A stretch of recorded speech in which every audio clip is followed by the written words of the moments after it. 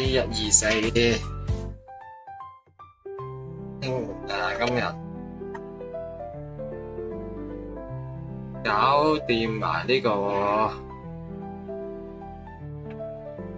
intersection 練習，跟住就開新嘢。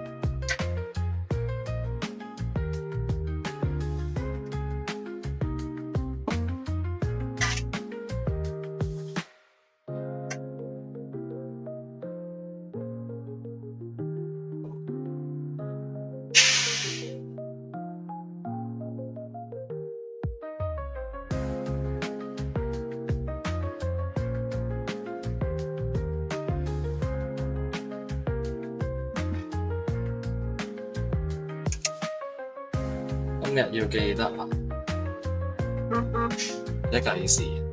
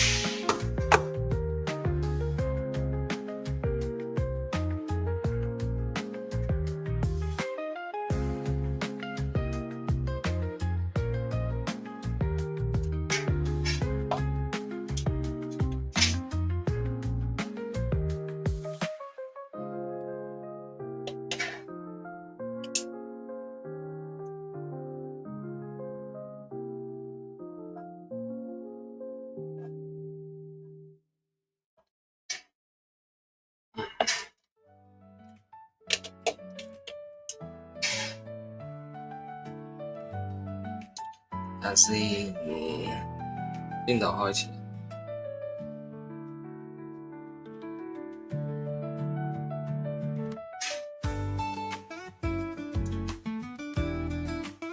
呢度啦。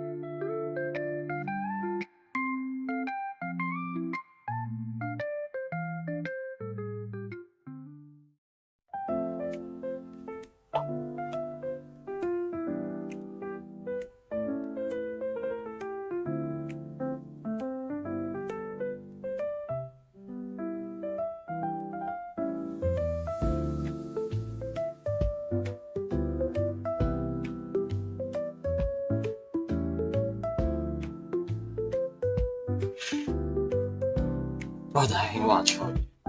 Oh my god. Oh my god.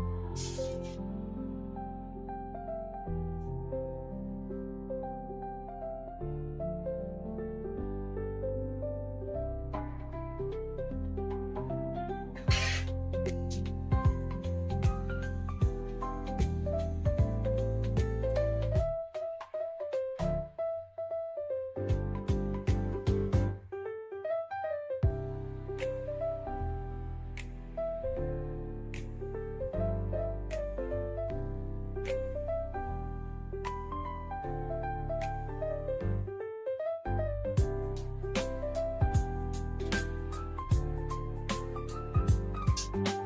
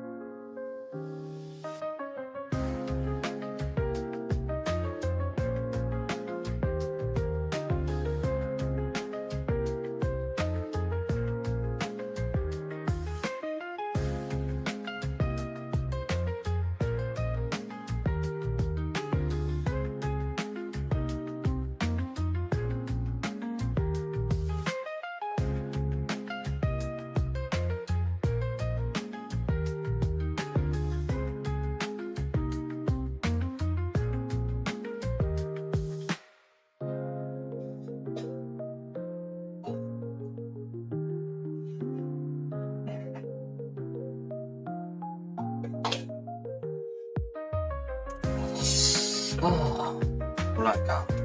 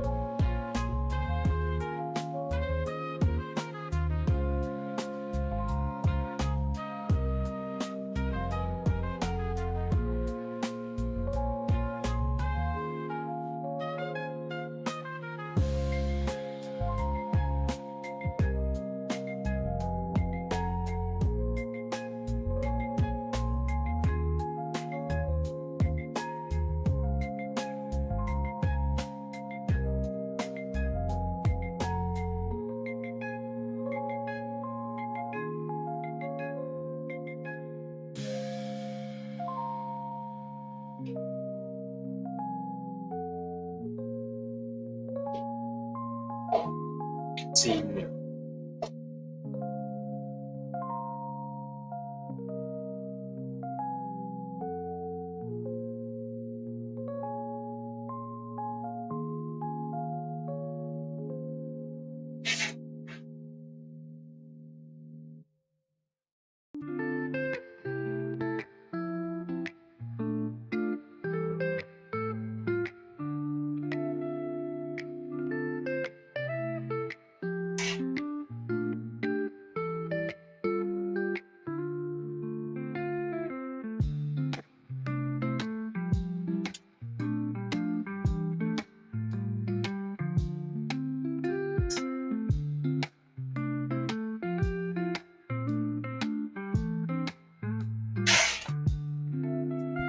啊，越加越好。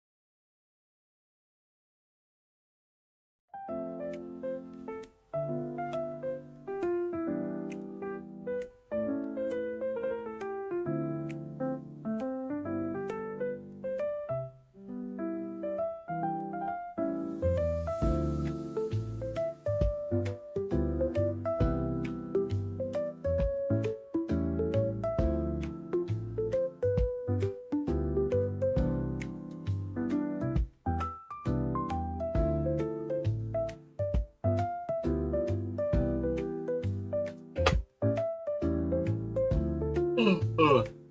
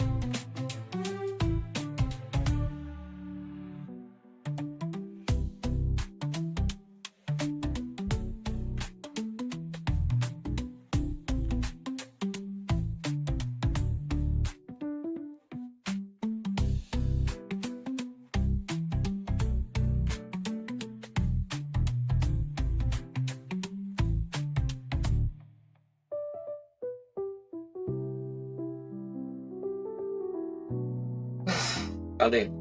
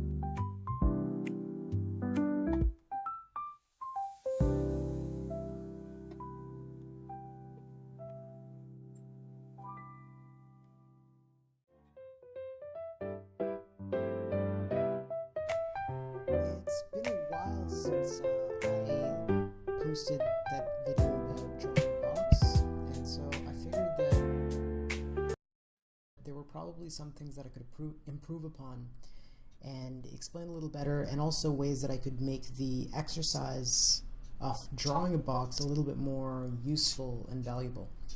And so this isn't replacing the stuff that I've listed on the 250 box challenge. It's more of an advanced version of it. So if you haven't done the 250 box challenge yet, you should probably do that first. And of course, if you have no idea what I'm talking about, I'll include a link to that in the description below.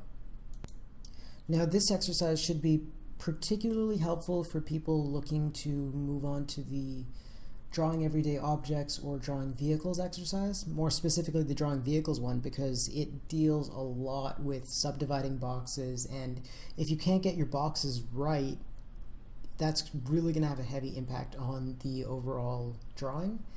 And secondly, if you don't get the angles of your subdivision lines correct, then that can also really tear apart a drawing. So with this exercise, I've got a few goals that I'm aiming for. And so the first one is that I want to improve your intuitive and subconscious understanding of 3D space, and that's pretty much my goal for all the exercises here. That's really what Draw a Box and all this material is about, because if you can understand how to capture simple forms in 3D space, and if you can make them fit together believably, then you can really draw anything. And the other major goal here is to develop your ability to compensate for your own mistakes and push through the drawings where you know something has gone wrong, but you need to keep going. The problem is that if you keep scrapping your work and starting over every time you notice the slightest mistake, you're never really going to move on to more complicated matters. And you're always going to be having some little issue here and there, and the trick is being able to work through it, to compensate for it, to work around it, and even to incorporate it into your drawing. So if you look at the this end result of what's going to come from this video, there are mistakes here. Like the angle of this line is a little bit too far this way, and so on and so forth. And I knew that going in, or rather when I was drawing them. And the reason is because the overall box is slightly off. The things that we're working from estimation, and when you're estimating these things, nothing is going to be perfect. If you want everything to be completely ideal, you'd be working with concrete vanishing points, plotting out all of your perspective, and that in itself has its own little hang-ups. Of course, that is something that you need to learn how to do, but when you're drawing something, there's often far too much to worry about to actually be able to reasonably plot everything out. Or at least that's in my experience. Some people will argue with that. But anyways, I'll move on to the meat of the lesson. But before I do that, I want to give you one warning. You're going to fail miserably at this, and you're going to do it a whole heck of a lot. And there's nothing wrong with that. You need to get used to that, because it's through our failures that we really learn how to grow and what we're doing wrong and how to improve upon that. I know a lot of beginners tend to panic when they're faced with all the times that they make mistakes and that they expect something to be simple, but it's really not. And this can be really discouraging for people, but it's just the way things are. You have to be ready for the fact that you're not going to do things right the first time, and that even if you have all the right instructions and all the right tips, there's no real tricks to doing something perfectly the first time. And ultimately, just because you're not able to do it right initially, that doesn't mean that you're not going to be able to do it correctly down the line. So let's look at the actual exercise. So if you watch the How to Draw a Box video, you'll definitely recognize this. This is what I described as the Y method, where you're basically drawing 3 lines coming out from a central point, and that central point is the point or the corner of the box that is closest to the viewer. Now, there isn't always going to be a perfect point like this. This is more conducive to situations where you'd be using three-point perspective. But in general, it helps to think this way. So sometimes you might actually have a box in more of a one-point perspective or something like that.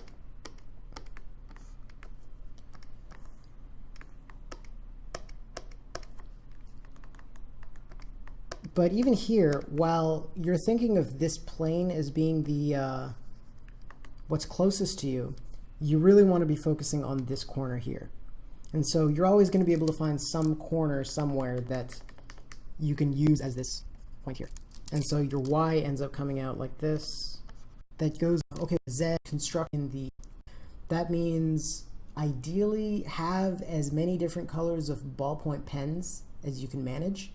Like I'd say at least 3, but 4 would be better. And then on top of that, a black pen, probably a fine liner or a felt tip pen, but a ballpoint will work just as well, I guess. It's just that the fine liner will be able to give you more weight and it'll be much clearer so that you can kind of organize your line work more clearly. Alternatively, you could do this digitally. I don't recommend using the ghosting method, of course. Essentially, once you feel comfortable, the downside is that it adds more complexity.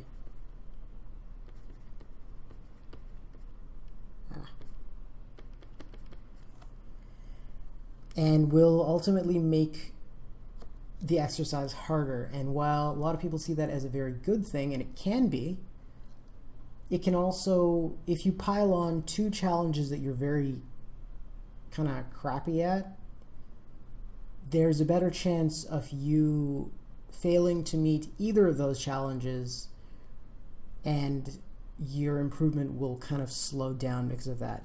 Whereas alternatively, you could, if you tackle them one at a time, you have a better chance of succeeding in both.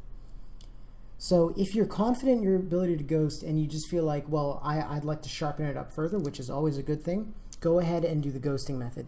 In which case, do it in ink with ballpoint pens or felt tip pens or whatever.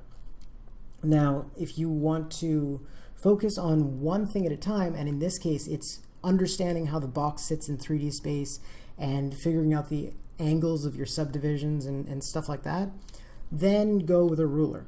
And so it's easier. Honestly, there aren't really any cons unless you consider the, missing out on some extra practice. But I don't see that as a con because it's basically giving you the opportunity to just really focus on one thing at a time. So if I were to do this myself, I would use the ruler. Now, in that case, you can do the same thing digitally, like in Photoshop. If you put down a point and you hold Shift, it'll draw a straight line to it.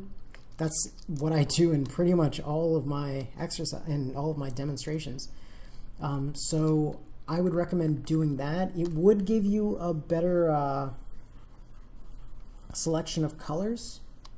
Like not everyone has a million colors of ballpoint pens and whatever, so it might make that easier.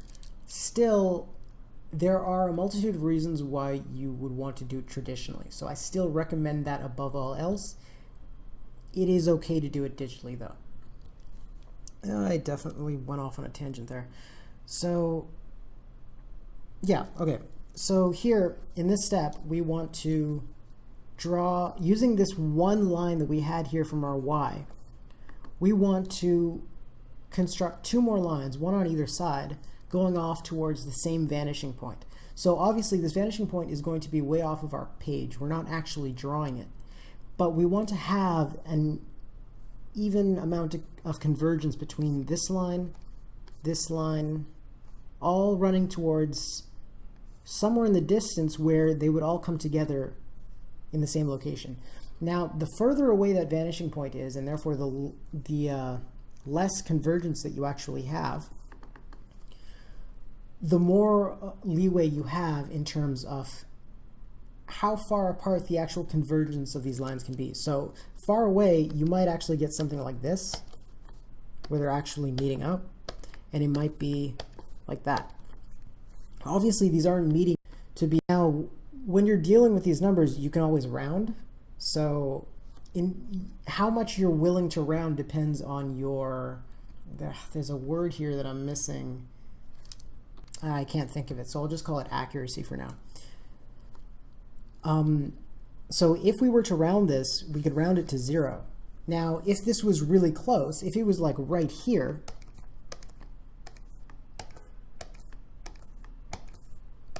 obviously this would be incorrect. Because it's so close, we can't round quite so much, but the further it gets away, the more you can round and get away with it without it actually really having a significant impact on the resulting box.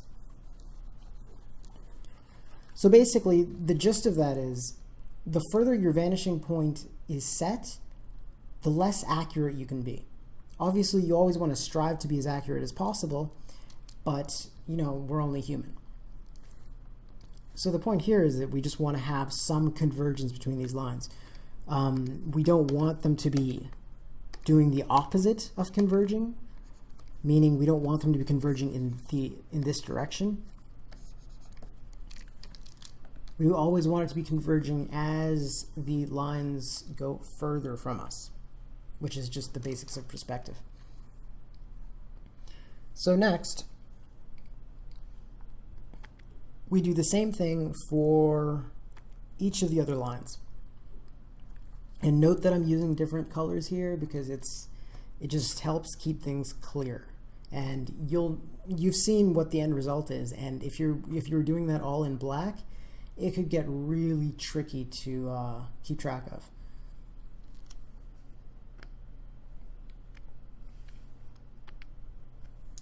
So based on these lines, you've already got a box that's been constructed. And so I just draw my lines on top of that. Now, if you're using the ghosting method again for your lines, don't, if you were to draw over a line, I don't want to be seeing any of this. Kind of slow and careful. I want to see you applying that ghosting method again.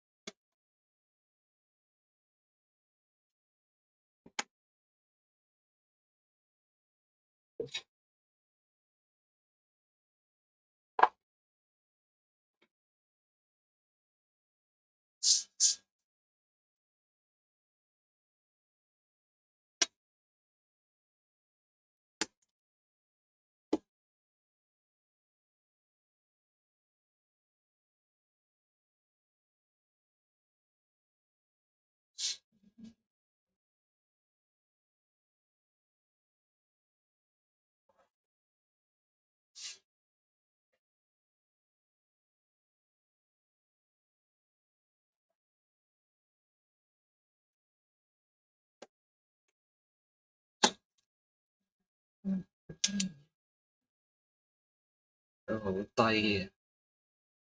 我成日都而家都冇諗到嗰嚿嘢喺個畫面裏面嘅位置。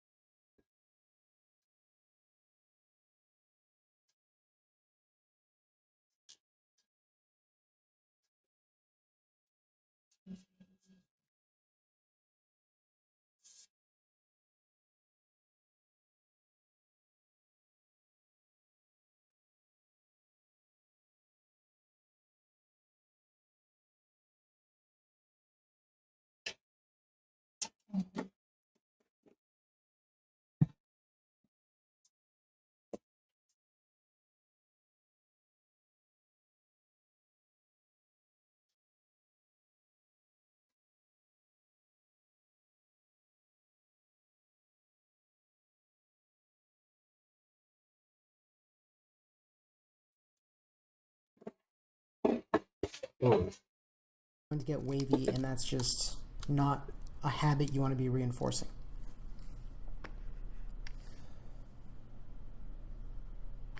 And so the next step here is to actually add one more line to each set. Now you're noticing that these are all sets of parallel lines. The green ones are all going to the same vanishing point. The blue ones are going to their own vanishing point, and same with the red ones.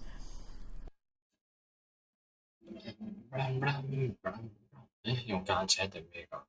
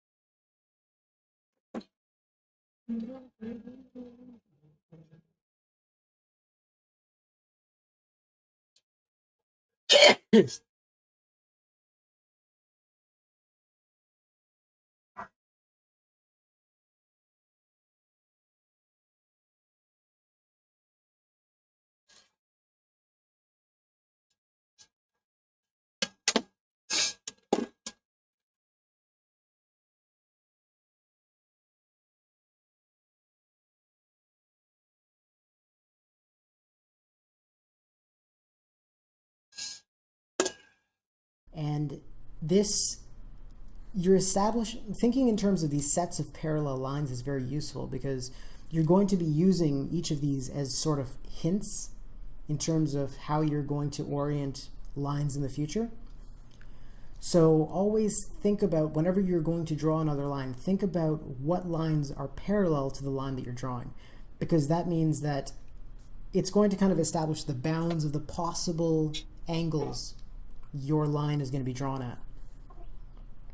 So we've filled them in, and if you've done the 250 box challenge already, or if you've read through those notes, you'll notice that I really stress the importance of drawing through your boxes, which is basically the idea of drawing the lines on the opposite side of the box, like you have X-ray vision. This kind of gives you a bigger picture of how that box sits in 3D space, and that's extremely important. Now, if you were to look at and analyze this box and actually draw all the lines back to their vanishing points, you'd see that there's already some inaccuracy going on. This far plane here, so this one,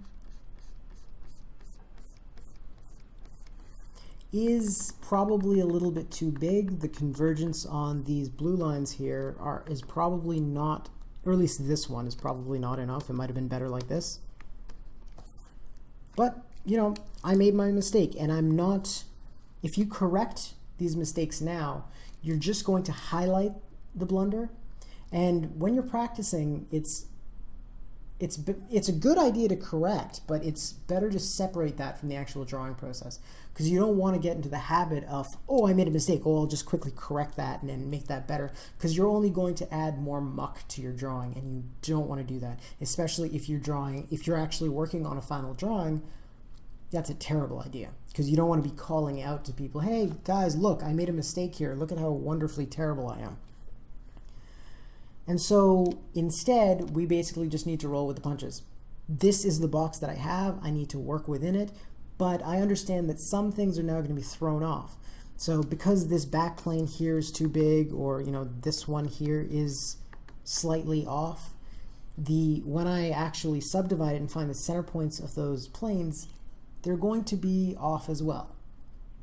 So I need to think about where I want to compensate for those mistakes, where I want to go with what I have in front of me and just follow it as though it was correct, and where I want to make little adjustments to try and bring things back a little bit. So speaking of subdividing,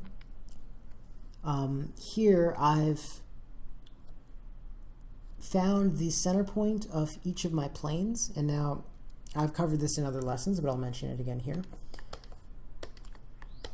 If you have a plane and you want to find the center point of that plane, meaning the point that's in the middle of it in 3D space, if you took, half of this line and half of this line and half of this line and half of this line and connected them with marks,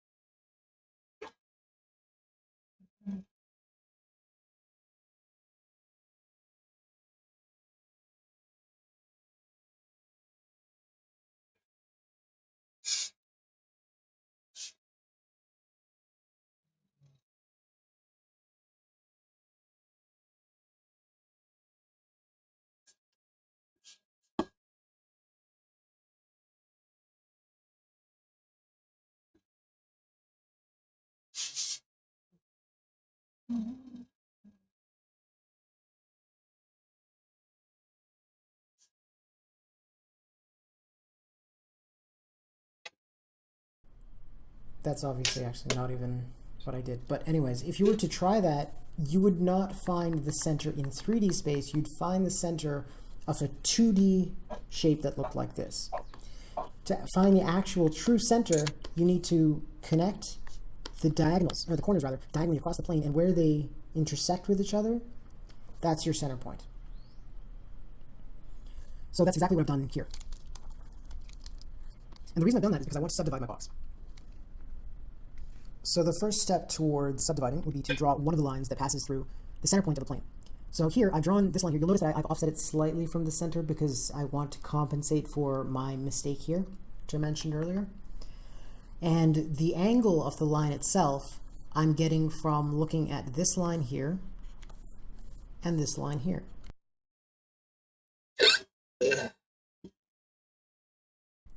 This is tricky to do because when you have these lines so far apart, it's very difficult to actually estimate how that line is going to be angled. It gets easier with practice, which is why you need to be doing this a lot, but it is one of the other major areas where you're going to find yourself making a lot of mistakes. But again, don't worry about it. Just keep pushing forwards. Even if the end result is a total catastrophe, it's been an opportunity to learn what kind of mistakes you tend to make so you can compensate for them in the future. So next, you repeat the same process for these other planes. And it's the same idea. Again, I'm offsetting them slightly from the actual center point because I know that I made a mistake. And so now I've cut this one box into two separate boxes.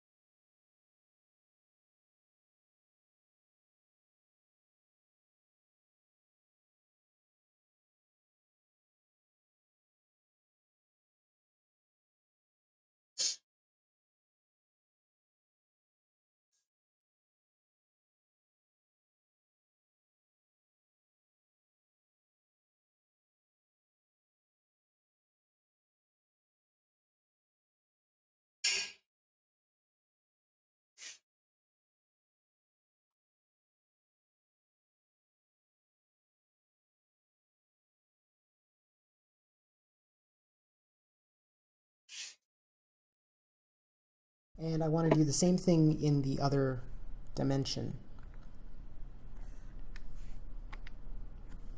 Same idea.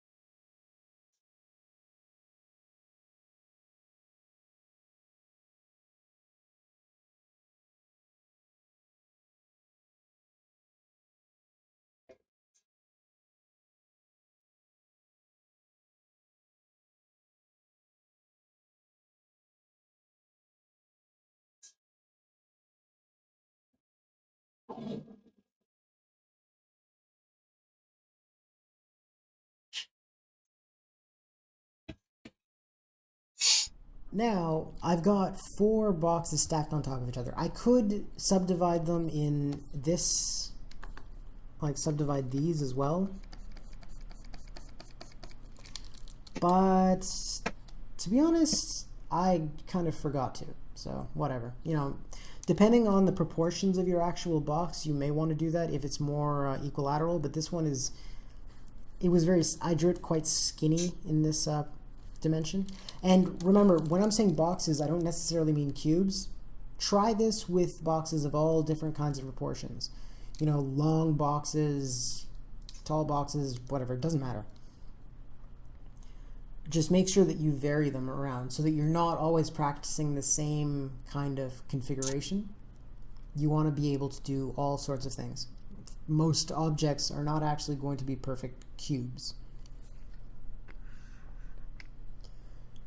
So here I've got these 4 boxes stuck together, and to push the point a little bit further and to get a little bit more practice out of it, I'm going to subdivide it once more. So here you'll notice that I'm actually reusing some of the lines that I drew before, some of those diagonals, and then I'm adding a few more in pink. And these points are basically the center of each individual plane. And I do these, actually no, there's one other thing that I want to point out. This time I didn't further subdivide the top plane, or the side planes for that matter. And the reason is that I know that, so if everything was going perfectly, it would be a great way to just give myself more information in terms of points to pass my lines through. Because if you have 2 points, then you don't have to worry about the angle at all. You know that your line has to pass through these 2 points, which made these lines here very easy to draw. Now the thing is that because I already knew that I would end up with points here and here and here and here and so on, I didn't bother further subdividing, it's kind of hard to see at this point, further subdividing this like that. I didn't do that because I already knew I would have more than enough information to draw these lines. And the thing is that the information that I had would be more relevant to the compensation that I'd been doing for my little mistakes, whereas actually subdividing those planes would result in me going back to the incorrect box that I started with and relying on that again. So by choosing to use these points and then connecting them later on, I avoided having to do more compensation and was able to work from that which I'd already done. And so that's the gist of this exercise. So if you've already had experience with the 250 box challenge, I would definitely recommend trying this. Now obviously each one is way more involved than drawing a single box. And so doing 250 of these will take a long time. And I'm not asking anyone to do that. But when you do each one, take your time, recognize that, there's a lot of planning that goes into it. If you're ghosting your lines, don't hold it against yourself if you make more mistakes or if things get more cluttered. That's just the nature of your choice.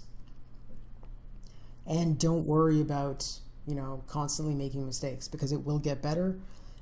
And your understanding of how things exist in 3 dimensions will improve.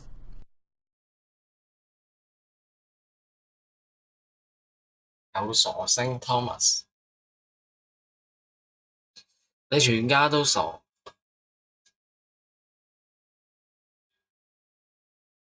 得唔得啊？ Posting your lines.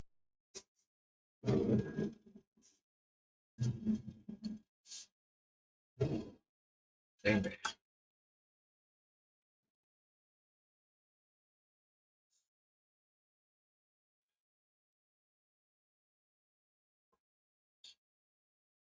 其實我唔使間尺都得嘅，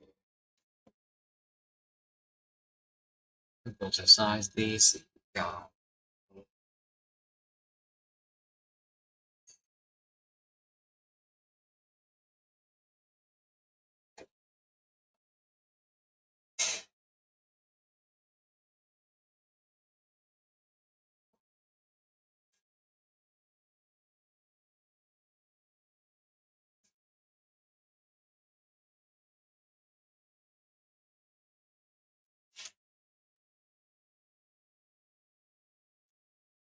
啊，但係好煩。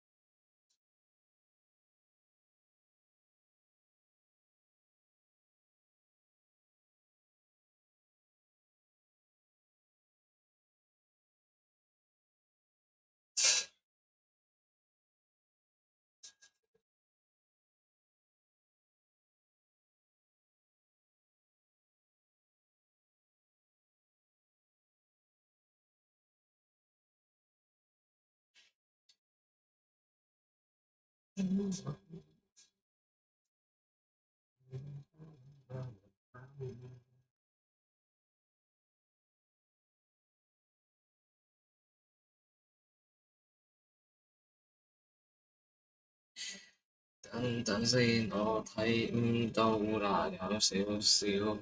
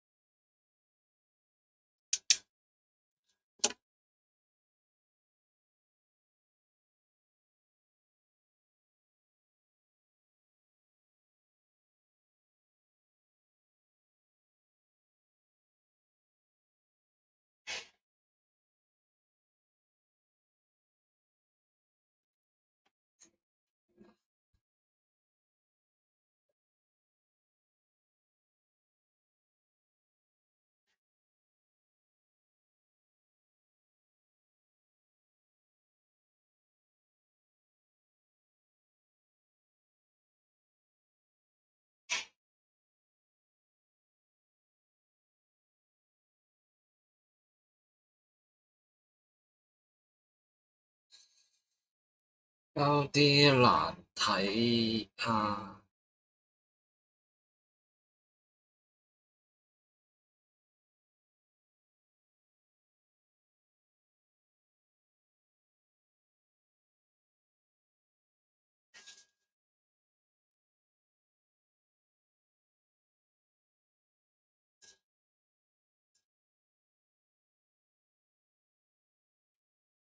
But I don't give a fuck 啊。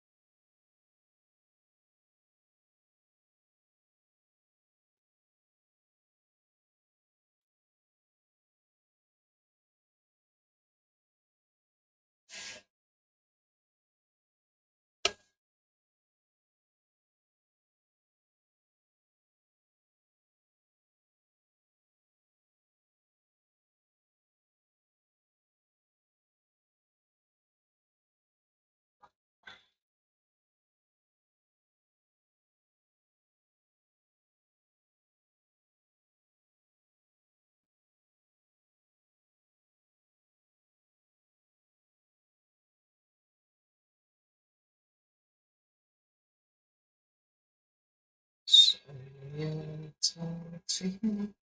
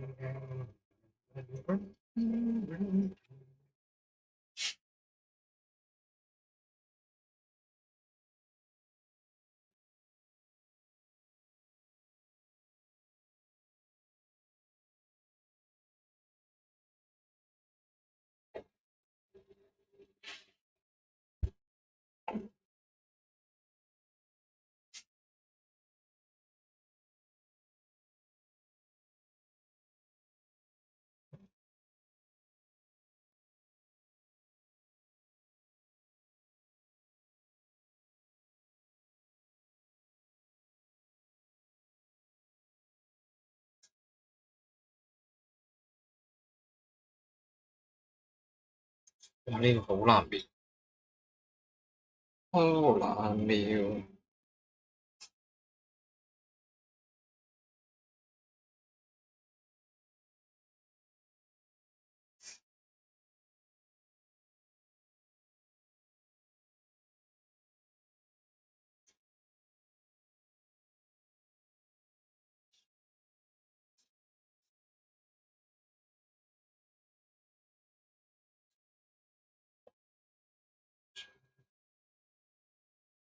好彎好彎，大灣區。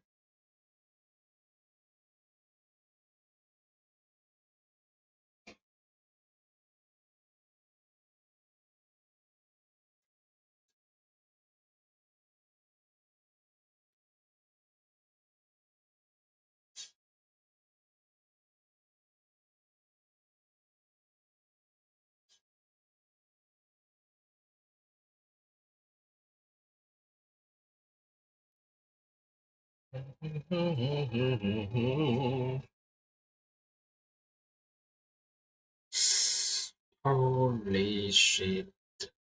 Holy shit! Holy shit! Holy shit! Holy shit! Holy shit! Holy shit! Holy shit! 點解嘅？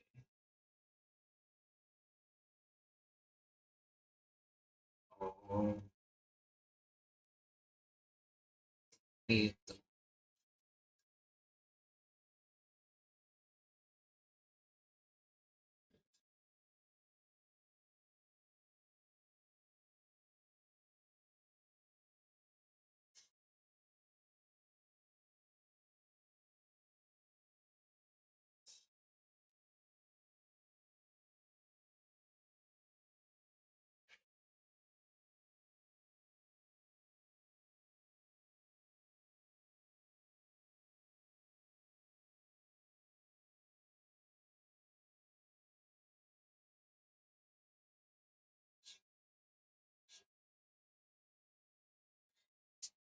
真係要搞到咁複雜咩？真係要搞到個世界咁複雜咩？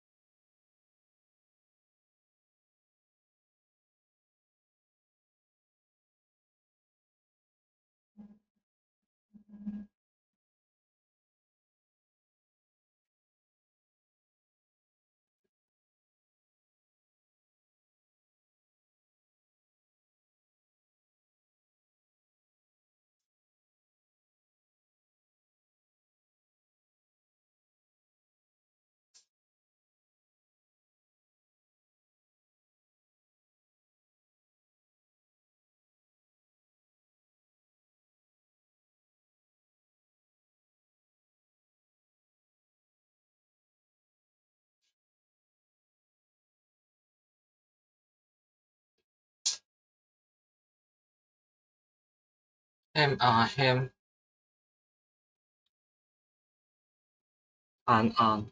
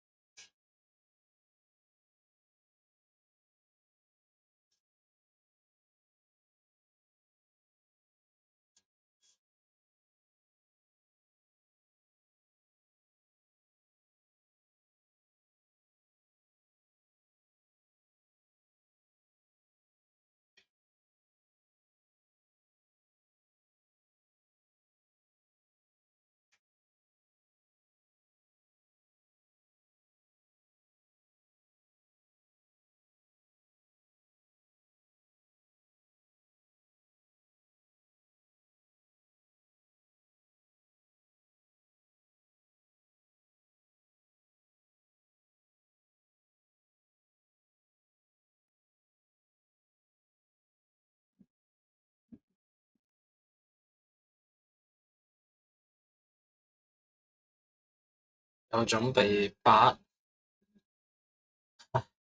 我都估到㗎啦，但我估唔到有咁快咯。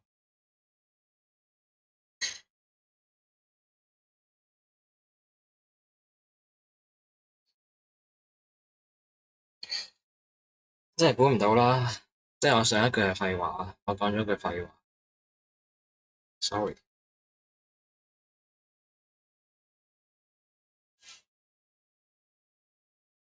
其實我估唔到啊，真係。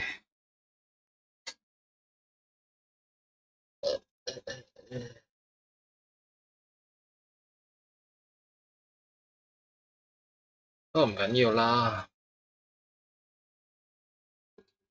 個個人都講廢話㗎啦，有邊個唔講廢話㗎啦？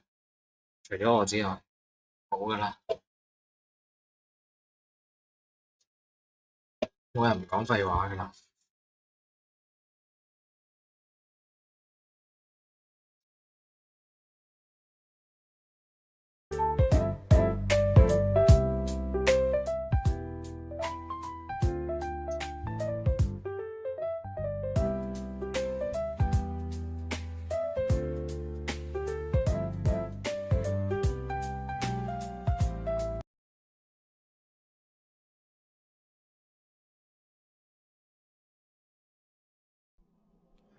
Some of you may be looking at this object that we're going to be drawing here, and you may be thinking to yourself, well, we've gone back to kindergarten, because that's basically just a box. And you're right, it's definitely just a box. Some of you may be thinking, no, he's not gone off the deep end. There's some little intricate details in there. There's like a grid of little holes here, and no, we're going to be ignoring those holes because we don't care about them. They're detail. We're still talking about construction. The reason that we're looking at such a simple object is because it has two main things that I want to talk about. First off is the obvious one, or at least somewhat more obvious. It's got this little button here that is positioned in the horizontal center and a little bit lower vertically. But basically, we're going to look at techniques that we use to align that within this face. And then the second thing that we want to look at is the fact that it's got nice beveled edges. So it's not straight, it's not a sharp corner, it's nice and rounded. And there are some elements to that that I want to discuss that a lot of students tend to take too lightly. So first, let's move this thing over to the side.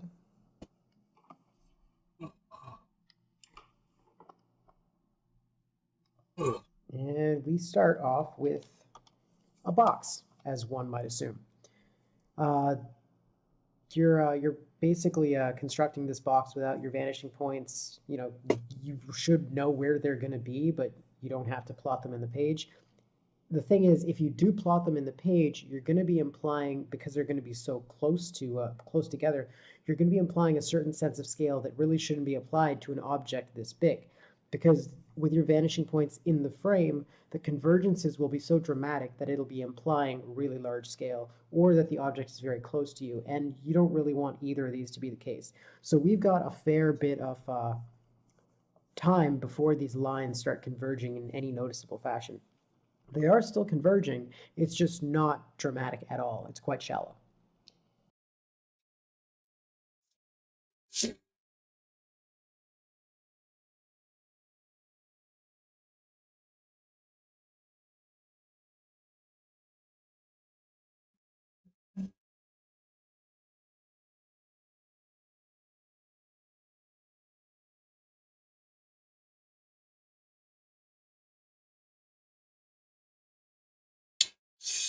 唉，我唔想頂住隻手，我又想慳下字，又唔想倒翻轉，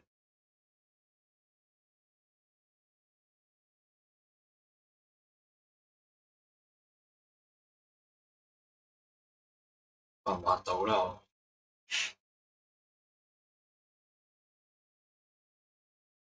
都得嘅，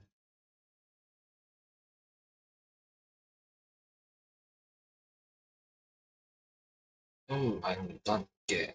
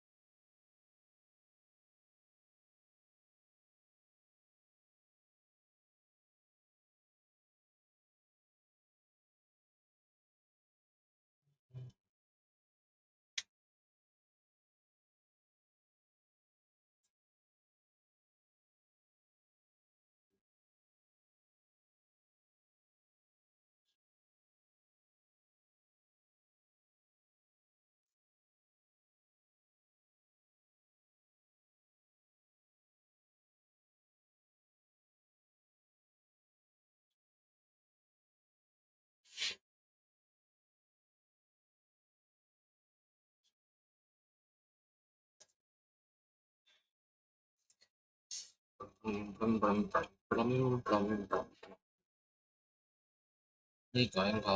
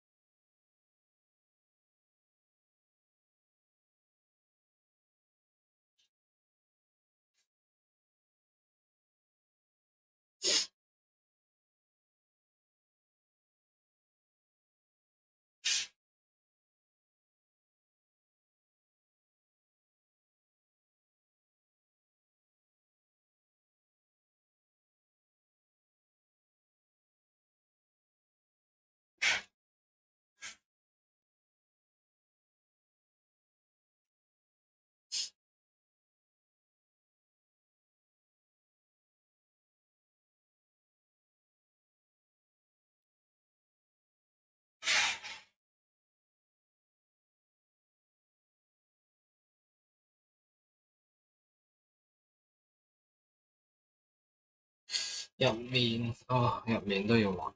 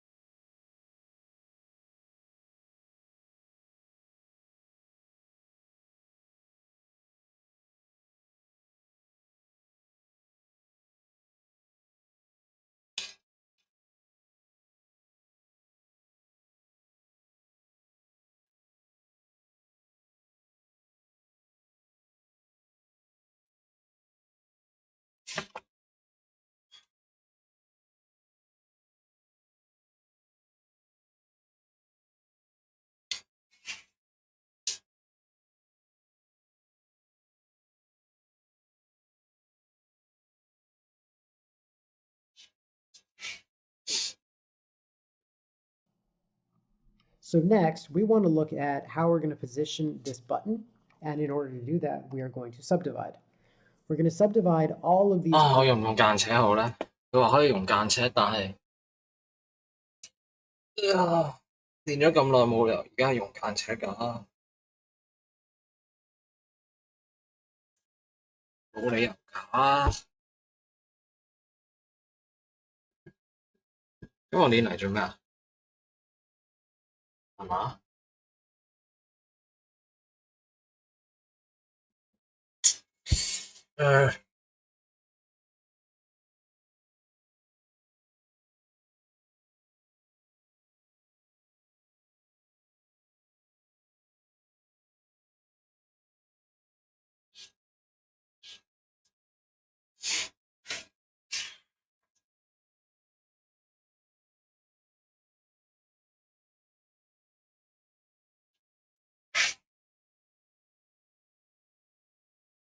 但係唔用間尺又勁慢咯，會點解？但係我使唔使快？我唔使快啊，好似。但係如果聽日我就死咧，咁我咪要快？都唔使嘅，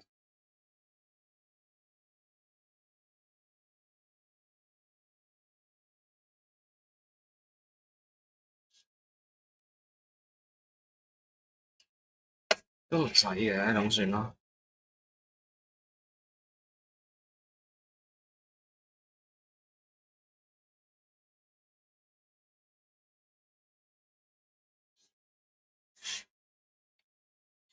想用先用啦。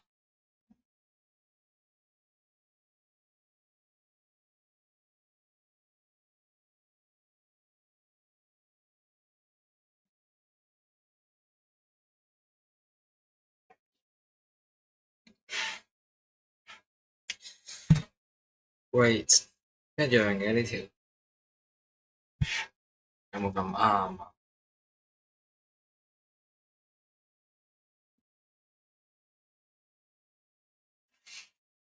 有冇有咁啱啊？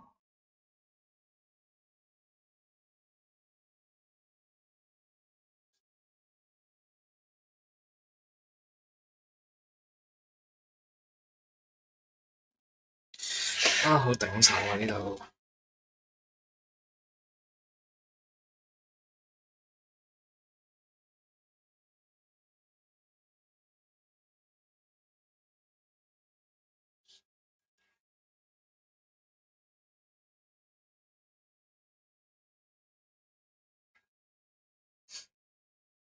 Planes. And initially this looks kind of confusing, but basically, as I've probably explained in other videos, if you have a plane in space and you draw diagonal lines from corner to corner, where those lines intersect will be the center of that plane. So that can be quite useful.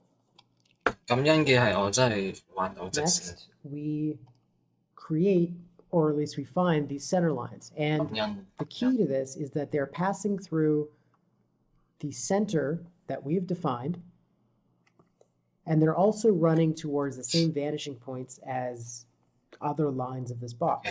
So for example, these three lines should be converted towards the same. Already.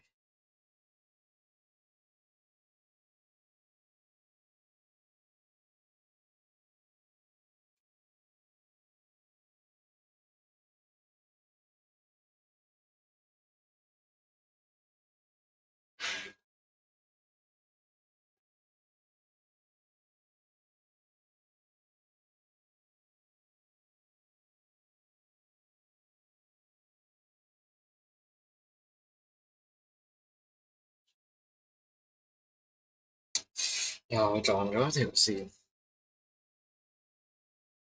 頂搞咧咁樣，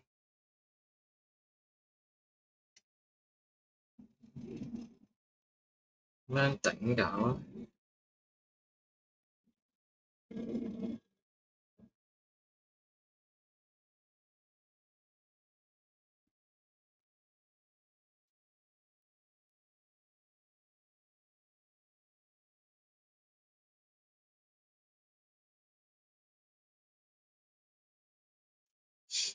same vanishing point.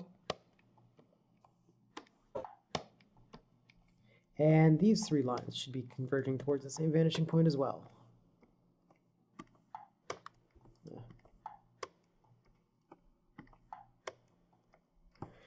Now, we are eyeballing it, so you're not going to get it 100% perfect every time. So you do have to be aware of something that I mentioned in the advanced boxes exercise video, that as you do this, you're going to get a lot of accumulation of mistakes, and you need to be able to compensate for that as you go. That advanced boxes video is basically all about subdivision and these errors that accumulate. So if you don't know what I'm talking about, be sure to check that out.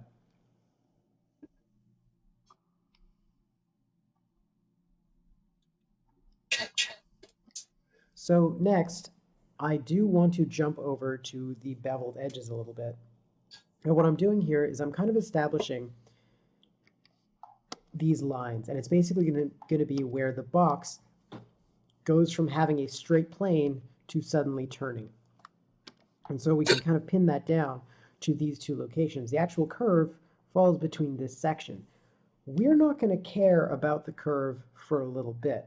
Instead, we want to establish this as a sort of flat cut that's come across this edge. And there's a very specific reason for why we want to deal with flat edges and sharp corners for as long as we can. The reason for this is that a curve is inherently the summarization of many different configurations of straight edges.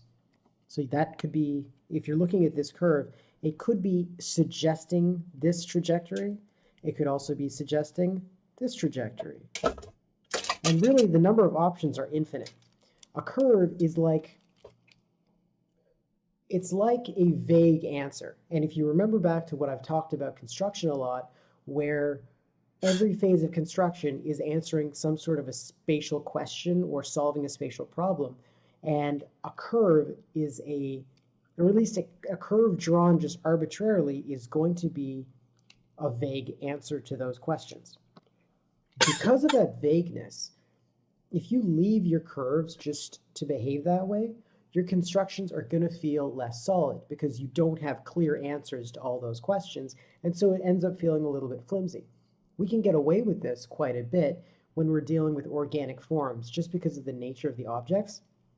Organics lean into these curves, and they have those kinds of gradual accelerating curves that are smooth and they flow well, and that really just, it's not something that gets hindered by the fact that they're vague answers. There are still cases, however, where we look at the planes of a face. So we're actively looking at chiseling off chunks and being more precise and more direct, even though ultimately we're going to round out those forms later. That's exactly what we're doing here. We're taking a harsh cut to this corner, cutting it clear like this, and later on we'll build our curve into that. But because we're dealing with those clear answers first, when we round it out, it will feel much more solid. Before we do that, though, let's look at transferring this, the distances or the sizes of these cuts over to the opposite ends of our box. So as you can see here, I've employed the technique of mirroring a position across the center of a plane. So in order to do that, first we find our center, then whichever line we actually want to make, we'll just draw that in. And I want to transfer this to somewhere on this side so that this distance is equal to whatever distance is here, and this distance is equal to this one. And so because we're in perspective, we can't simply measure this and just measure that out over here because, you know, the farther end is going to be smaller and the closer end is going to be larger. So instead, what we do is we draw a line from this point here where our line hits the top of this plane, and we pass it through the middle of the plane. And we can do it on the opposite side too. And this doesn't have to be done in this case because the plane is just flat and orthographic. But if you're in perspective, and especially three-point perspective where you've got three vanishing points, you will probably find it a lot easier than estimating your convergences. So here you have now a point on the top and the bottom of the plane, and you can draw that directly. Now, we can be guaranteed that this size here is equal to this one. And so they're mirrored right across this central axis. So that's what we've done here. You can see these red lines coming down and up. And we found that this line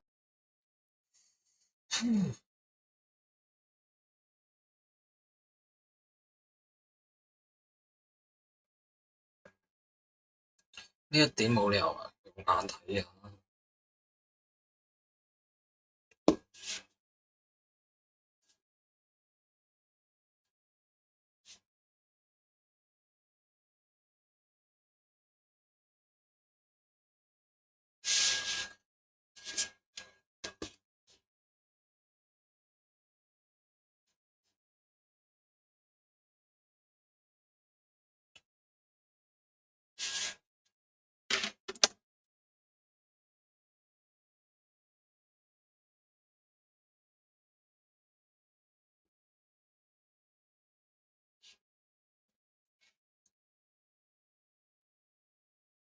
！was the mirrored version of it. And so that's one side of our bevel.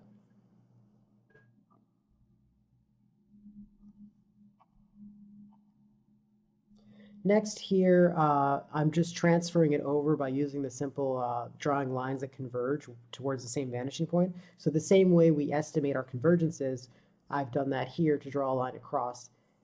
And now I've basically done that all around, creating this slice that you can see in red. That you can basically done that here. Next here, I'm just transferring it over by using the simple drawing lines that converge towards the same vanishing point. So the same way we estimate our convergences, I've done that here to draw a line across. And now I've basically done that all around, creating this slice.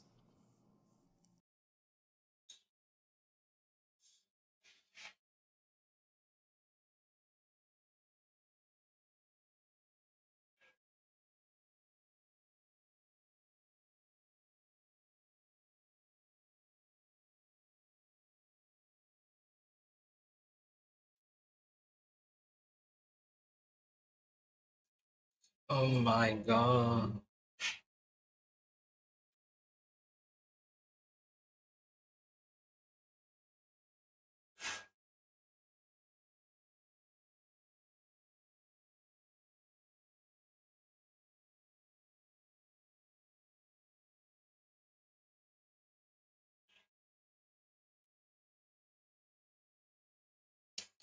黐線！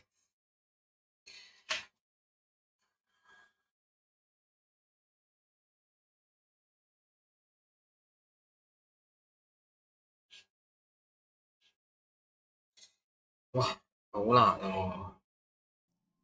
That you can see in red.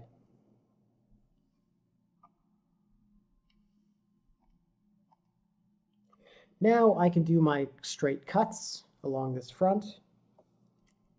Here, here, here, and here. And we'll deal with curving those out a little bit later. Once again, I'm doing the exact same thing where I'm first mirroring this cut. Again, exact same thing where I'm first mirroring this cut here, this line, across the center of this plane to find this line here, as well as... 佢鏡粉嚟㗎，原來佢鏡粉嚟。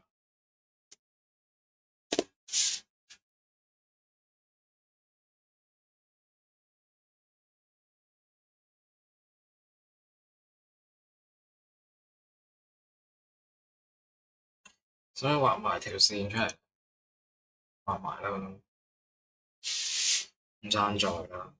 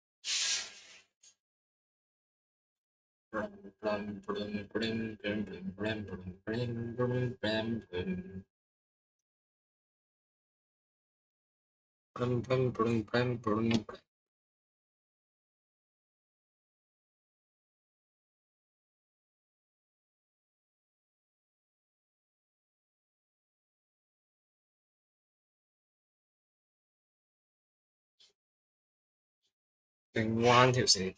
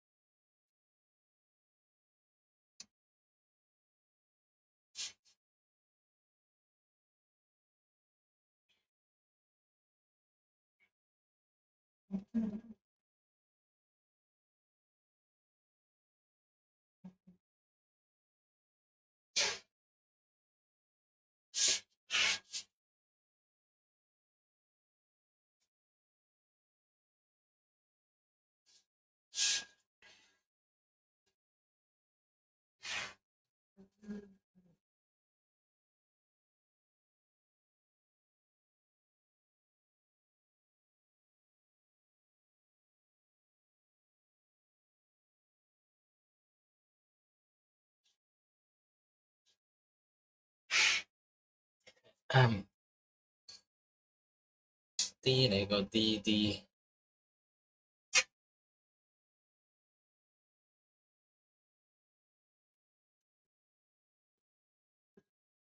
我 D 你個 DD 啊！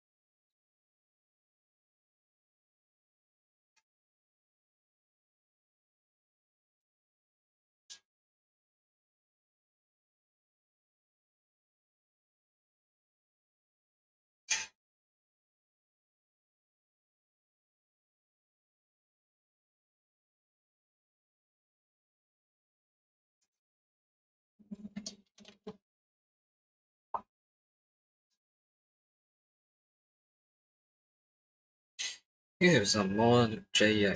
呢條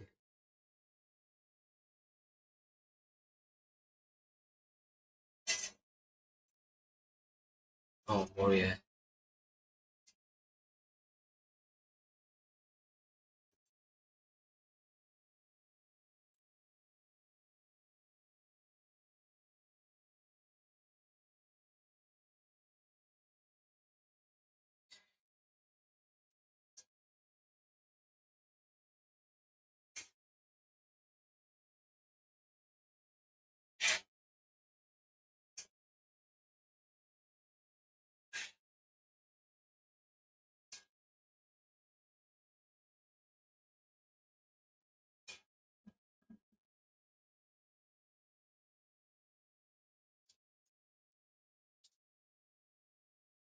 Holy shit! Holy shit! 呢兩條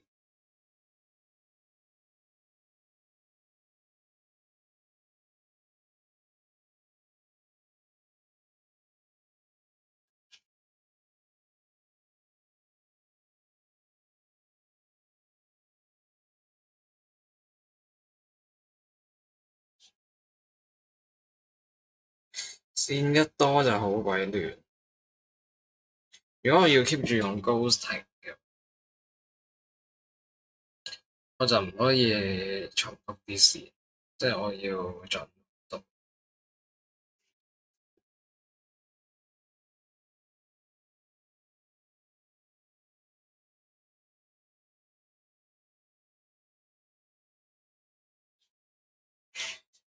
即係我要超極盡先得。Oh my god！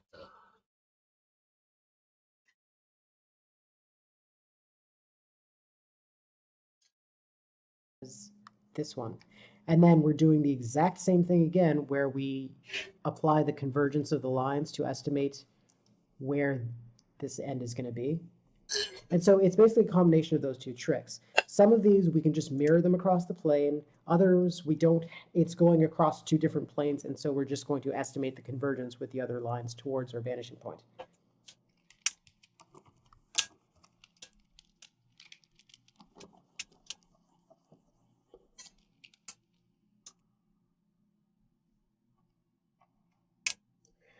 Now I want to position my button. So I do know that this button it's pretty square, and it is resting along the bottom section of this plane. So I could probably estimate, I'm not actually sure if the top of the button is sitting against the center line of this plane. You could maybe make that assumption, but I didn't really want to make that call. You can actually check it right on the reference image. So we'll do that right now.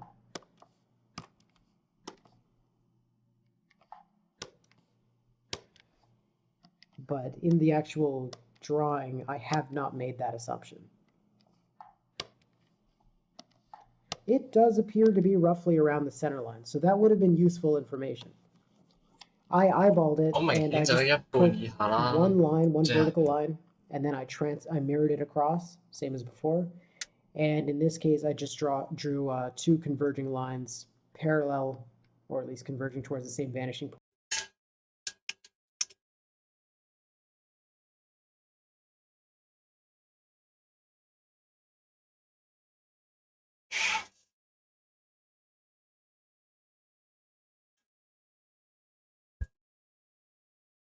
睇死人咯！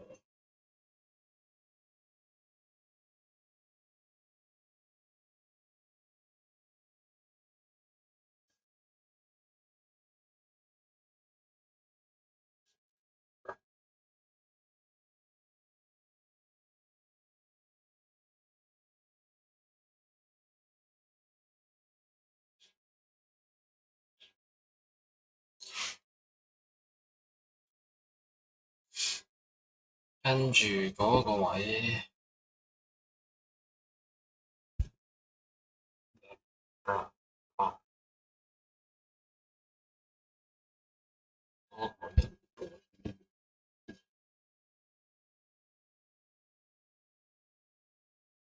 嗰個一半再三分。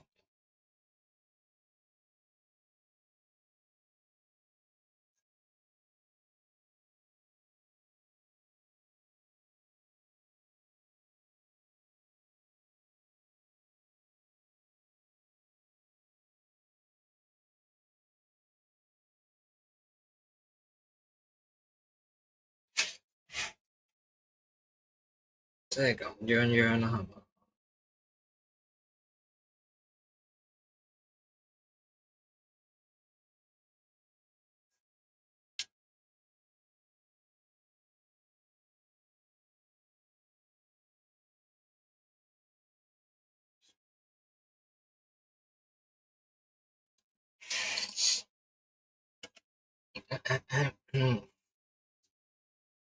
跟住打直佢係點攞啊？又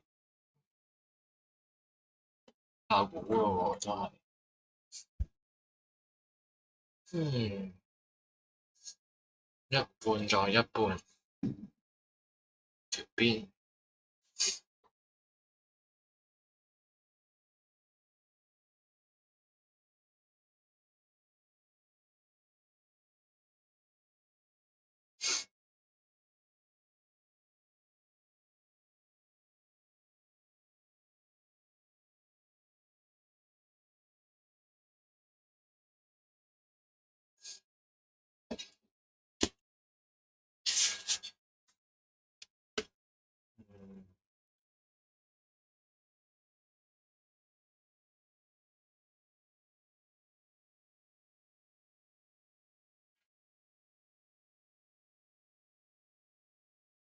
即係咁樣啦。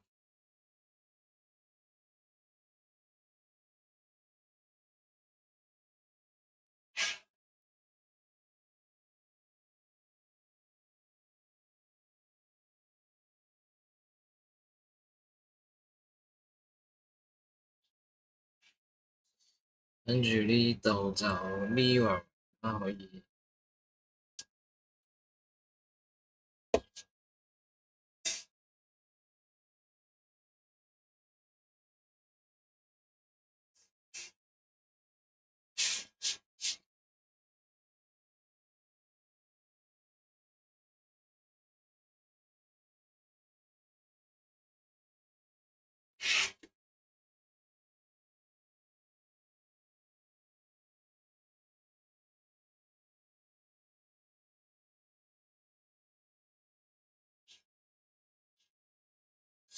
就係咁樣啦。It does appear to be roughly around the center line, so that would have been useful information. I eyeballed it and I just put one line, one vertical line, and then I mirrored it across, same as before. And in this case, I just drew two converging lines parallel, or at least converging towards the same vanishing point as the top and bottom of this plane.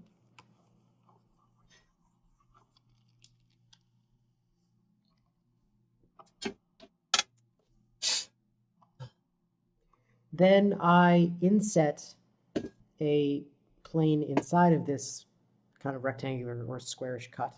And the way that I did that was I had the center cross already.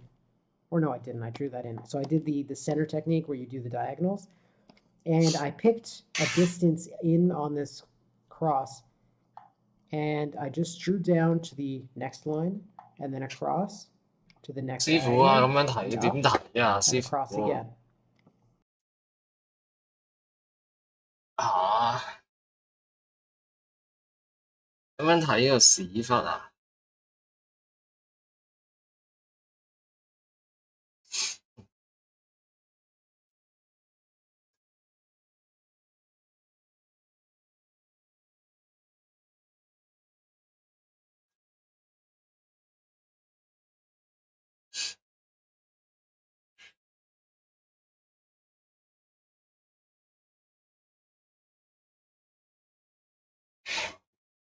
就睇個屎忽咯，好啊，好啊，就睇屎忽咯，驚你啊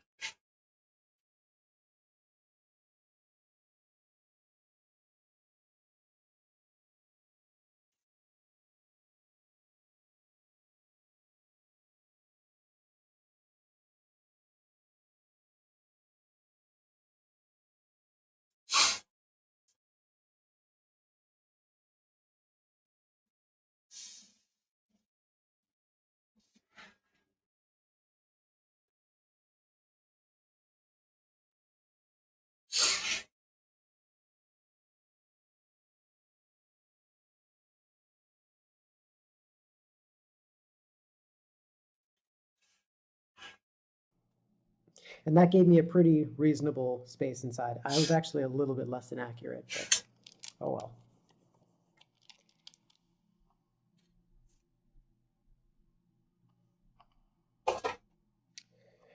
Now, it's actually pretty simple. Once you've got a sort of cut,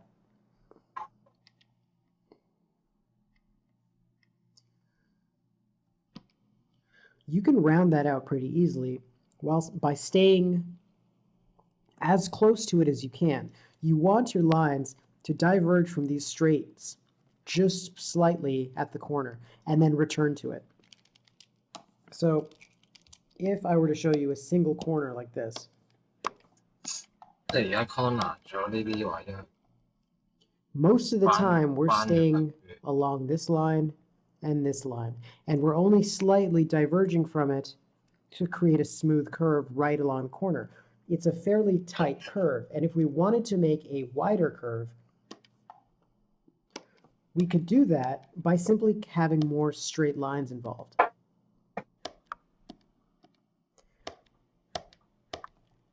So we're staying along here, and then we're slightly coming along to the next one, and then the next, and so on. And so it stays fairly close to that curve. And the reason that I want you to do this is because when you move too far from your initial curve, from your initial lines rather, say we were doing this, that's when you get into vague territory. Visualization in the long run will be enough to be able to construct your curves confidently and in a way that feels solid, because you'll be visualizing exactly the closer lines that are along it. But until you reach that point, I want you to be mapping these all out as straight lines first, and then try and adhere to them as closely as you can. Don't go making, arbitrary curves that just could represent anything. As you practice this, you'll be able to understand where those straight lines for every curve actually rest, and you'll be able to see them in your mind's eye, or at least understand where they are in a more abstract fashion. And this will allow you to create curves that are more consistent within the space.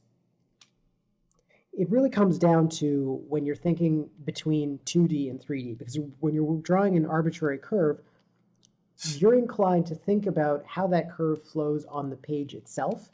But when you're dealing with straight lines, perspective immediately comes into play. And so when you apply the curve over your straight lines, it's taking some of that perspective understanding, the spatial understanding of 3D space, and it's applying it to your curve in a way that it might not have otherwise. So keep that in mind.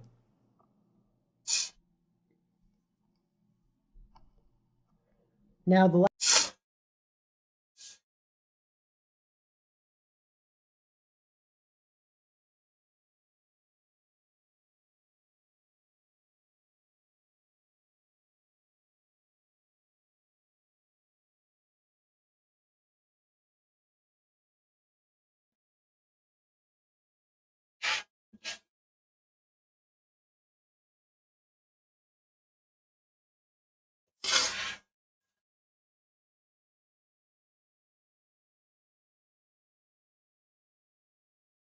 睇鬼到啊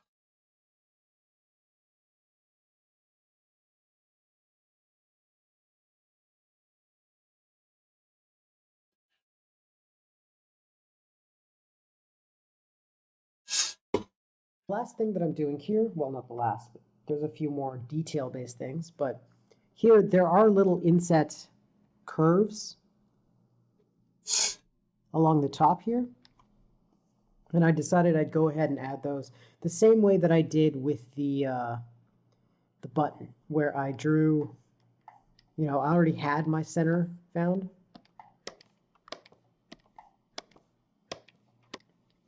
And I just relied on going from diagonal to diagonal, and in this case I gave it a little bit of a tight curve towards the corners.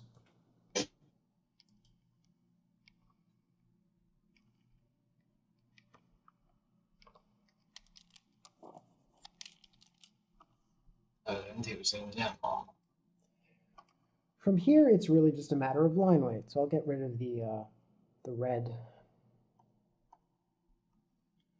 These corners.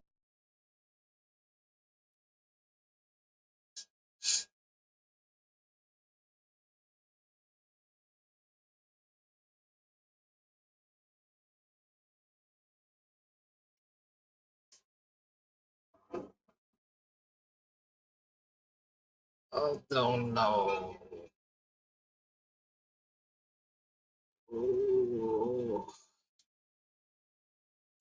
都唔知啊。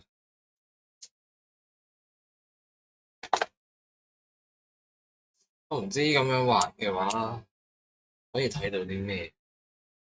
嗰個間尺咧，係咪細間尺咧？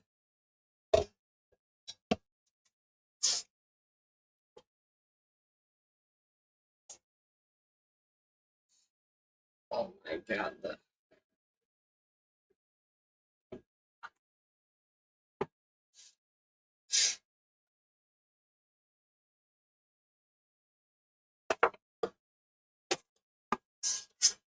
不過咧就都學到嘢嘅。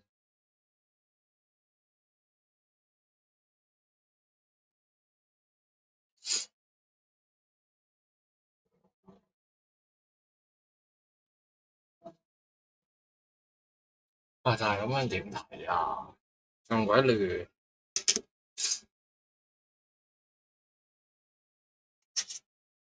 即係一定要用間尺啦。啊！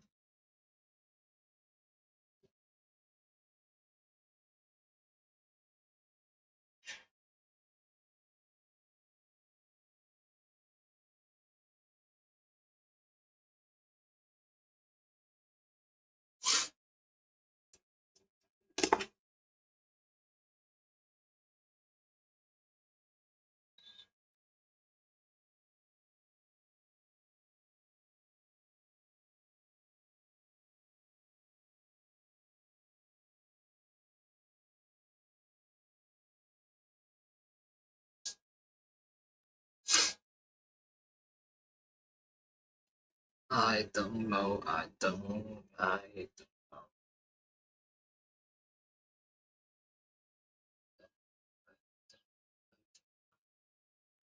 don't know.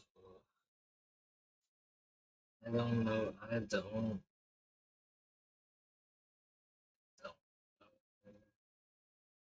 I don't know. That's go.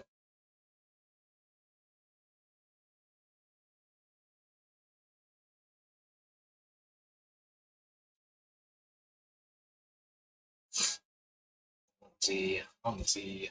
Corners and this cast shadow are the last touches that I put. And you can see that in these, to kind of show the roundedness of this edge, I found that, I mean, yeah, you can see a kind of effect like that, but in general,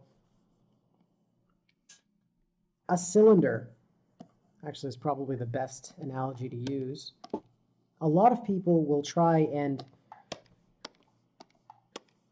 when they're shading a cylinder or applying form shading to it, they'll often try and add little ticks like this, and I generally stay away from it. Reason being, with each and every one, you're creating a little contour curve, but because there's so many, you're more likely to draw them in a way that does not actually follow the surface of the cylinder, and you're more likely to end up flattening it out because you're just drawing relatively straight or shallow curves. Instead, shading it lengthwise is a lot more effective. And what I'll usually do is I will have some really thick, bold lines along here and then let them get thinner towards the outside of this shaded space. And it does help convey the curvature. Usually I don't rely on any kind of form shading, but when you've got a particularly shiny or rounded curve, it can really help to just add that extra little touch of straight, bold, thick lines that come out to be a little bit thinner towards the outside. So that's a pretty handy technique that you can use to help communicate that roundedness a little bit further and really accentuate it. Lastly, I do have this this cast shadow, which I've only drawn as an outline. I've decided that I'm not going to fill it in because I don't think this construction needs to pop anymore. It doesn't really need that extra bold section. So leaving it as a simple outline gives it the grounding that it needs, that it's sitting on a surface, but doesn't draw any more attention. And that's pretty much it. I have skipped the all the circles because I didn't really want to get into that. It would really just be a matter of creating a very tedious grid, applying these subdivision techniques. And frankly, if you were drawing the speaker for the homework for this lesson, I wouldn't really want you to get into that. I mean, you could do the simpler ones down here, but the rest is really just going to take more of your time and not necessarily teach you much in terms of construction. They are, after all, really just details. And I'm more interested in how you're handling these tight corners and how you're subdividing your surfaces to place the larger, the fundamental form objects. 你由中間偷偷地加咗啲咩啊？油啊！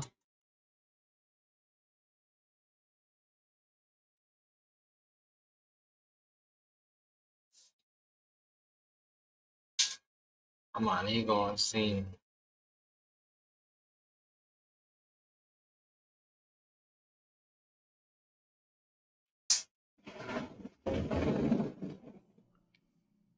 A cylinder actually is probably the best analogy to use. A lot of people will try and, when they're shading a cylinder or applying form shading to it, they'll often try and add little ticks like this, and I generally stay away from it. Reason being, with each and every one, you're creating a little contour curve, but because there's so many, you're more likely to draw them in a way that does not actually follow the surface of the cylinder, and you're more likely to end up flattening it out because you're just drawing relatively straight or shallow curves. Instead, shading it lengthwise is a lot more effective. And what I'll usually do is I will have some really thick, bold lines along here and then let them get thinner towards the outside of this shaded space. And it does help convey the curvature. Usually I don't rely on any kind of form shading, but when you've got a particularly shiny or rounded curve, it can really help to just 呢個 add 試 that 靚 extra 唔 little 係 touch of 咩？ straight, bold, thick lines that 試靚 come 唔 to be a little 係 bit thinner towards the outside. 牛飯。 So that's a pretty handy technique that you can use to help communicate that roundedness a little bit further and really accentuate it. Lastly, I do have this Let's shows the lesson 試靚神。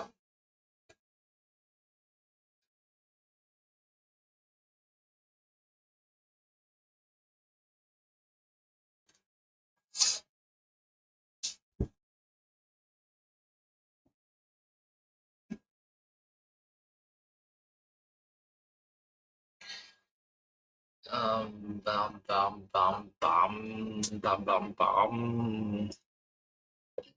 I can't see shit 啊，師傅，咩都睇唔到啊！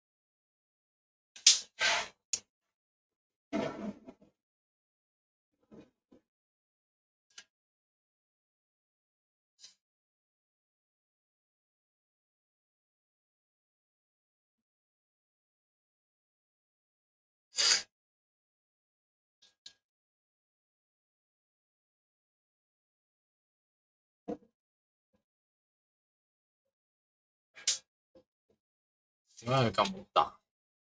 佢畫到成個 mon 咁大啊！跟住我睇，梗係畫到 detail 啦，頂佢啊！我頂佢啊！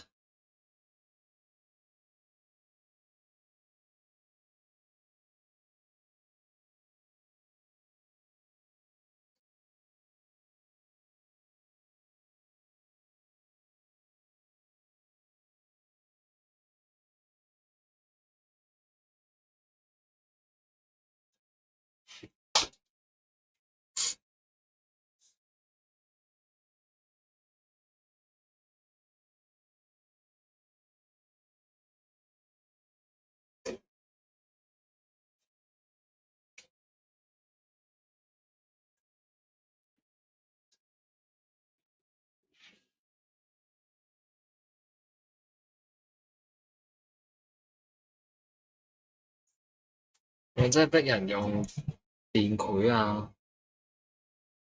啊，係咪要逼我啊？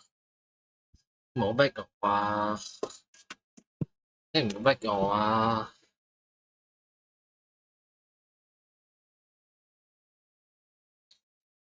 用 L 好逼我啊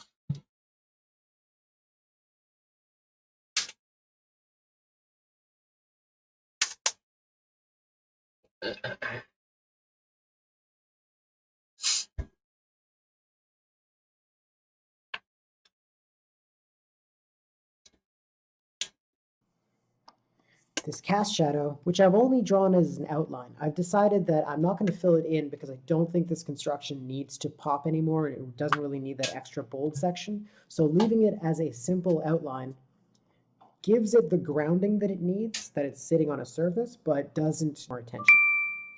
And that's pretty much it. I have skipped the all the circles because I didn't really want to get into that. It would really just be a matter of creating a very tedious grid, applying these subdivision techniques. And frankly, if you were drawing the speaker for the homework for this lesson, I wouldn't really want you to get into that. I mean, you could do the simpler ones down here, but the rest is really just going to take more of your time and not necessarily teach you much in terms of construction. They are, after all, really just details. And I'm more interested in how you're handling these tight corners and how you're subdividing your surfaces to place the larger, the fundamental form objects. And so that's about it. There will be a link to the text breakdown of this demonstration on the Dropbox website, and that'll be in the description below. So be sure to check that out and maybe follow along with the demo so that you can try and apply the techniques that I've demonstrated here. OK，今日畫住咁多先，聽日再睇多跟多2個 demo。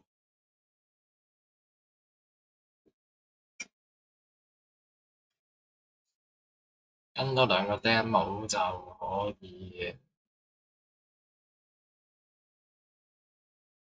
自己畫啦，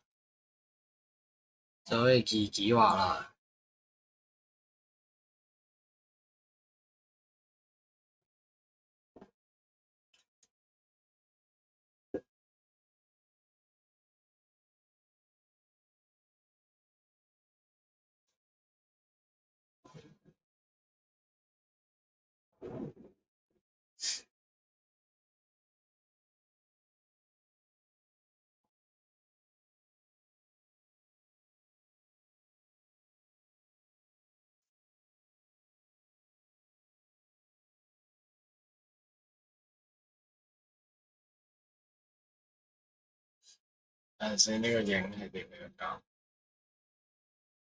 呢個影係點樣㗎？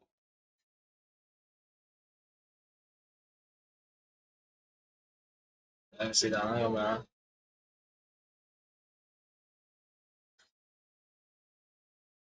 是 Q 的，yeah，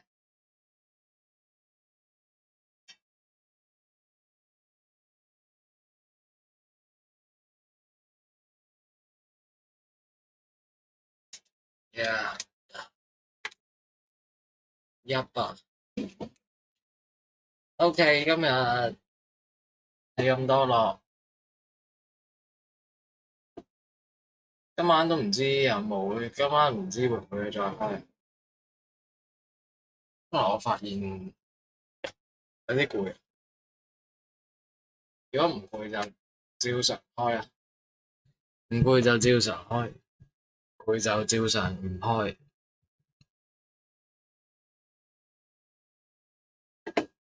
或者開一陣就咁樣，跟住聽日聽朝再繼續畫，就係咁。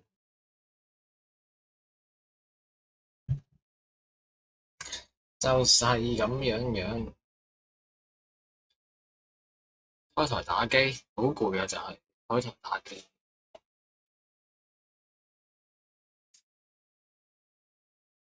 琴晚我攰到都頂唔順，開咗一陣已經頂唔順。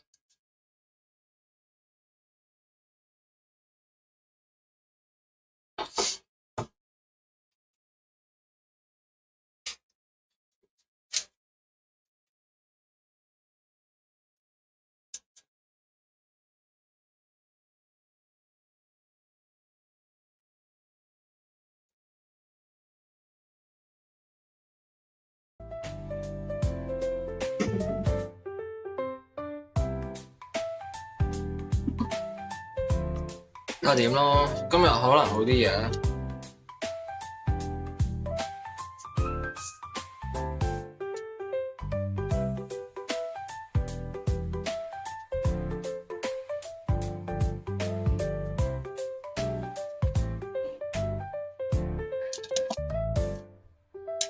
再講啦，再算啦。機就都唔係好重要嘅啫。最緊要做返啲緊重要嘢啊嘛。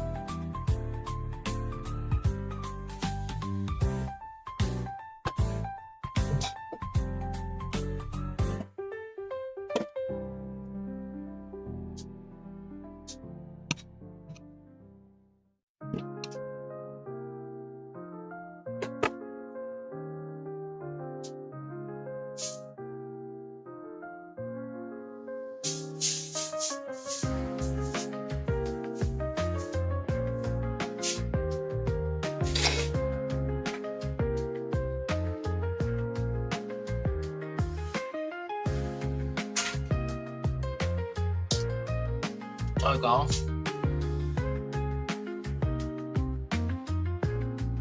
唔記得停個計時。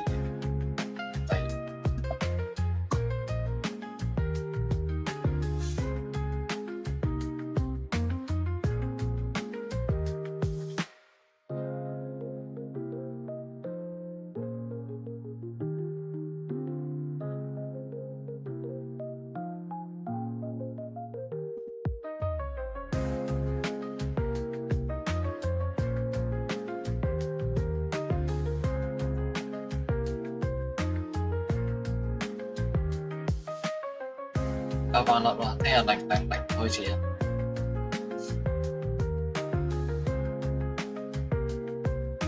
好耐冇戶外台，我都係戶外咗1次啫喎。雖然都可以咁講，拖鞋落街啊，嗰次係測試嘅，測試下開唔開到嘅，有冇呢個可能性呢？試下。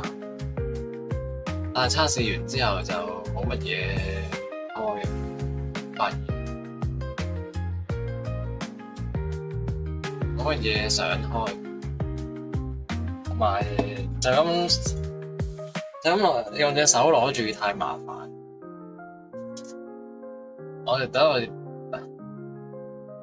等我有嘢想開先啦，有嘢想開先再增添呢個設備。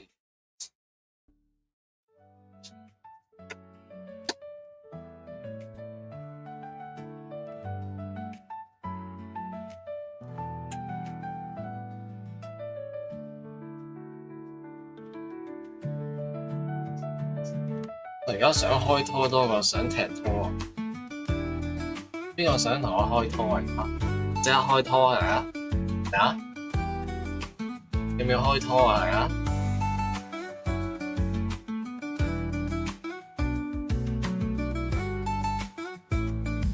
！Come on！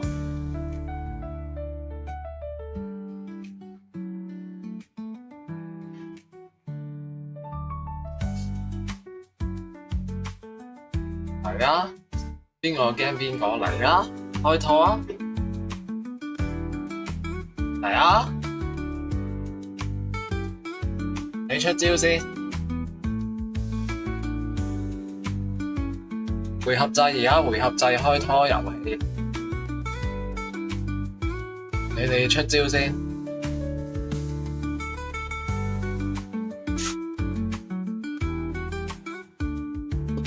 幾時再開女裝台？都冇開過，咩叫再開啫？咪搏啲啊！冇開過點樣再開啊？啊！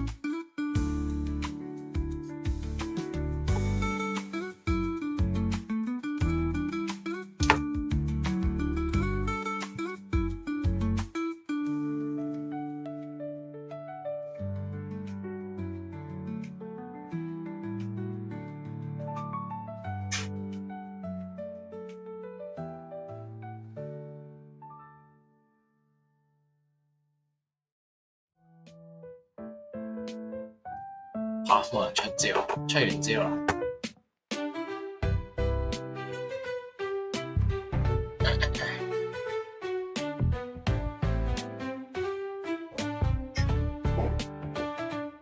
你出招，猛虎落地洗。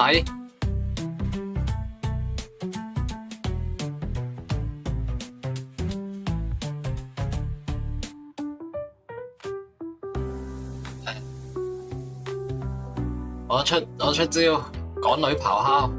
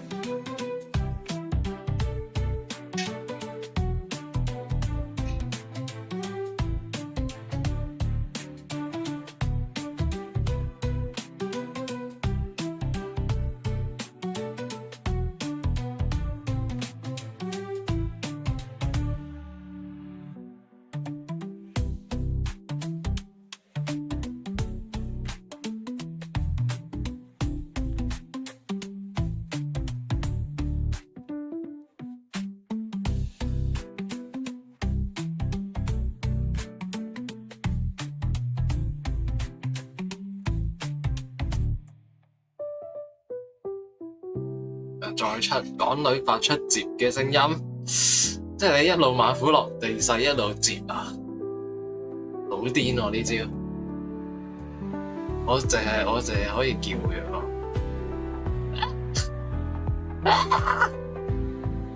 我反抗唔到喎，你咁樣出效果拔群，我用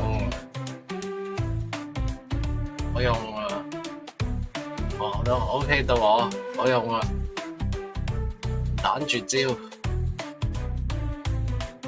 喺你馬虎落地勢加接嘅時候，我就用隻手喺個褲袋度攞銀包出嚟，掹啲錢出嚟叫你收手。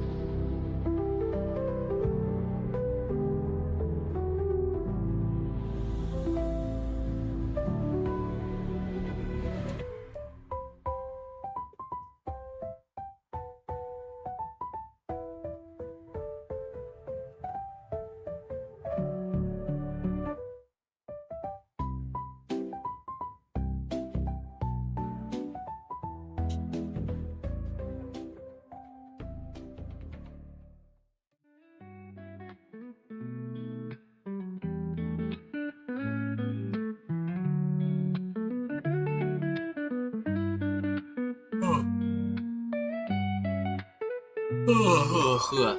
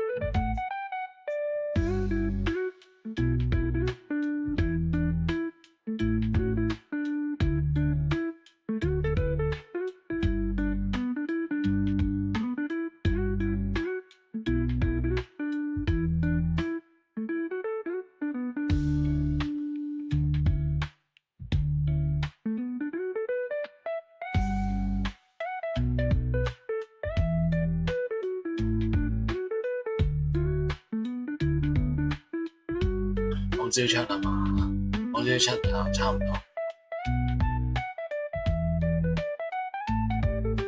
開拖都好攰啊，原來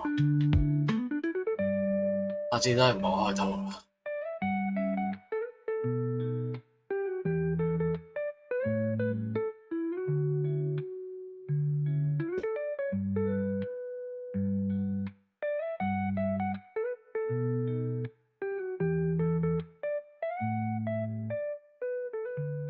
就咁啦，聽日再開拖，拜拜。